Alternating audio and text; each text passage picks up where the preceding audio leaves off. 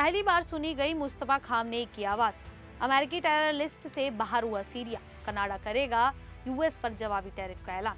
UN chief ने भारत को बताया दुनिया का मिडिल पावर।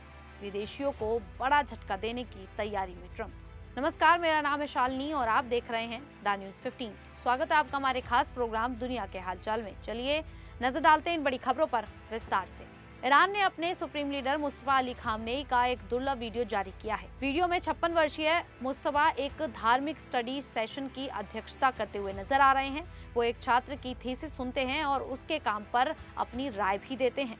ईरानी न्यूज एजेंसी फार्स ने ये वीडियो शेयर किया है। इसमें मुस्तफा की आवाज भी सुनाई देती है। वो छात्रों को ईरान के इस्लामिक सुरक्षा मॉडल के बारे में समझाते नजर आते हैं। वीडियो में उन्होंने एक छात्र की थीसिस को 20 में से 19.5 नंबर दिए और उसे बेदाग बताया। हालांकि ये साफ नहीं है कि ये वीडियो कब रिकॉर्ड किया गया था। युद्ध शुरू होने के बाद से मुस्तफा सार्वजनिक रूप से दिखाई नहीं दिए, इसीलिए उनका ये वीडियो काफी अहम माना जा रहा है। खबरों के मुताबिक 28 फरवरी को अमेरिका और इजरायल के संयुक्त हमलों में मुस्तफा गंभीर रूप से घायल हुए थे। इन हमलों में उनके पिता और ईरान के पूर्व supreme leader Ayatollah Ali Khamenei की मौत हो गई थी। इसके बाद मुस्तफा को ईरान का नया सुप्रीम लीडर बनाया गया। कई अमेरिकी अधिकारियों और मीडिया रिपोर्ट्स के मुताबिक हमलों में मुस्तफा के चेहरे और पैरों पर गंभीर चोटें आई थी।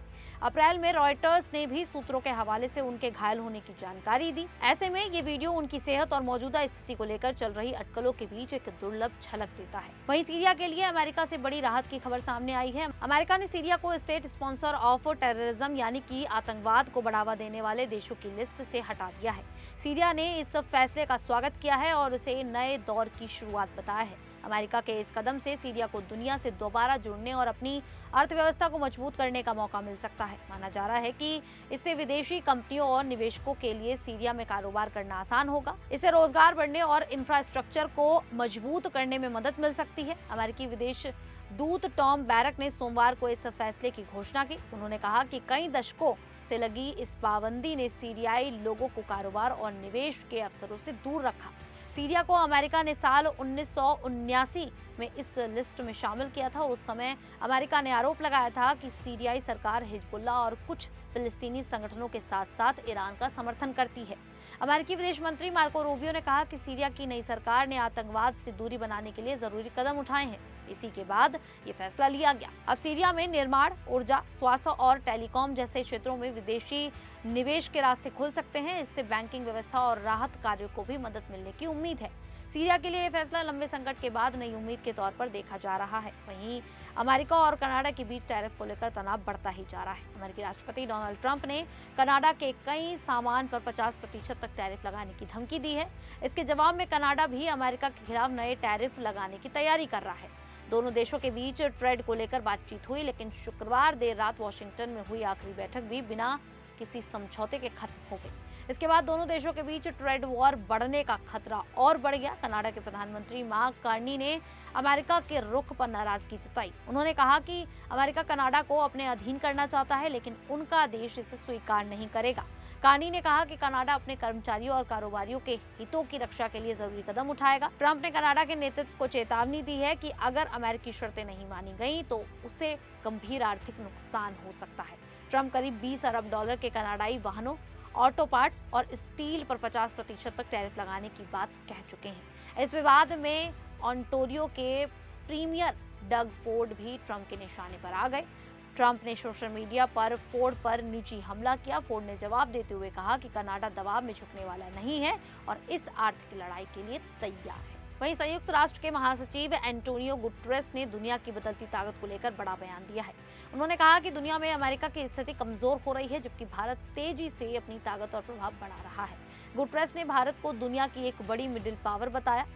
फाइनेंशियल टाइम्स को दिए इंटरव्यू में गुटेरेस ने कहा कि संयुक्त राष्ट्र इस समय गंभीर संकट से गुजर रहा है। बजट में लगातार कटौती होने के कारण संगठन के पास कई जरूरी काम करने के लिए पर्याप्त संसाधन नहीं है। गुटेरेस ने कहा कि दुनिया की बदलती स्थिति के हिसाब से 3 बड़ी संस्थाओं में बदलाव जरूरी है। इसमें संयुक्त राष्ट्र सुरक्षा परिषद, वर्ल्ड बैंक और IMF शामिल है।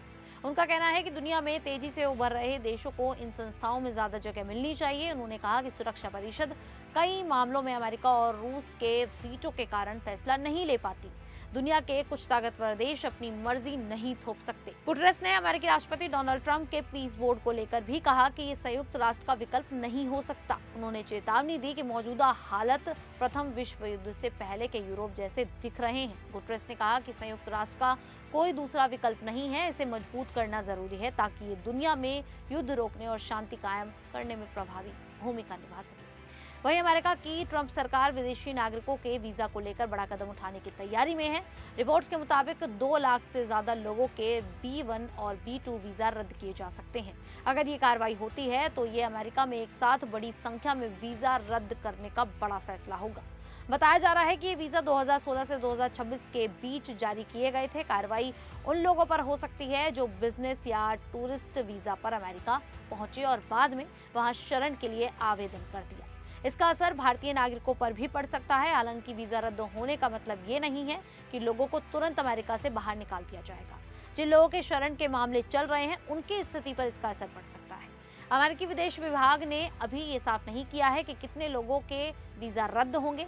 अधिकारियों के मुताबिक ये कार्रवाई चरणबद्ध तरीके से की जाएगी। कुछ रिपोर्ट्स में 2 लाख से ज्यादा लोगों के प्रभावित होने की बात कही गई है। ट्रंप सरकार के दूसरे कार्यकाल में अमेरिका ने वीजा नियम काफी सख्त किए हैं। अब आवेदकों से सोशल मीडिया की जानकारी भी मांगी जा रही है। कुछ देशों के नागरिकों पर वीजा प्रतिबंध भी लगाए गए हैं। अमेरिकी अधिकारियों के अनुसार पिछले 18 महीने में करीब 1.77 लाख वीजा रद्द किए जा चुके हैं। B1 वीजा बिजनेस के लिए और B2 वीजा टूरिज्म, परिवार से मिलने या इलाज के लिए होता है।